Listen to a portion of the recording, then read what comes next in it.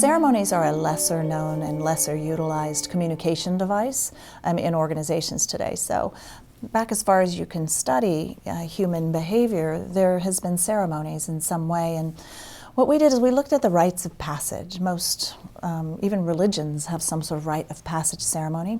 What happens is you could be single one moment, you go through a 10-minute marriage ceremony, and suddenly you're married. So this moment, this ceremony transforms you. I am no longer this, I am now that.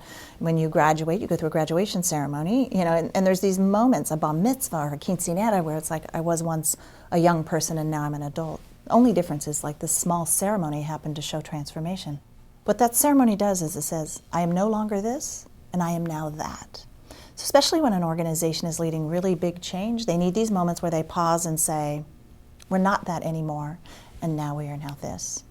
One of the great examples from the book that I love is we covered when Steve Jobs was leading the transition from Mac OS 9 to Mac OS 10. He'd just come back to Apple, and that was what they needed. That's why they bought Next. His company was to have the Next operating system in place, and the developers were so skeptical. He even did a talk called Apple's Hierarchy of Skepticism, because everyone was so skeptical that they could actually do it.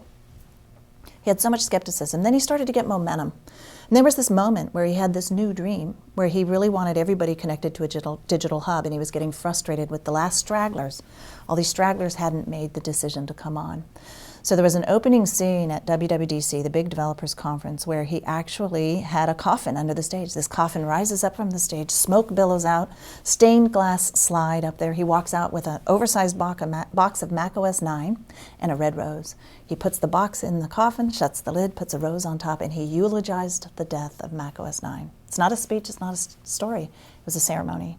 He never talked about the transition from Mac OS 9 to Mac OS 10 ever again. He was telling the developers, it's done, move on, or it's just done. And it was a really important ending so that they would all understand that, you know what, I need to begin again. And that's what a ceremony does.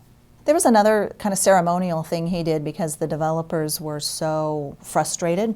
They didn't believe that Apple was going to stick with one single software strategy because they'd been through a decade of confusion and fits and starts and multiple tries at an operating system. So the WWDC, before the one he did the actual funeral at, mock funeral, he had actually done a vow, and he pulled out an oversized piece of parchment paper out, and he made a public vow to the developer community that they were going to stick with a single software strategy. So it was very dramatic, and he read, helped unfurled this piece of parchment paper and made a vow. And a vow is like a wedding vow, right? It's a covenant and a promise. And that's a ceremony. It's not a speech. It's not a story. It's a ceremony. So it was about endings and beginnings and commitments, and that's what ceremonies do.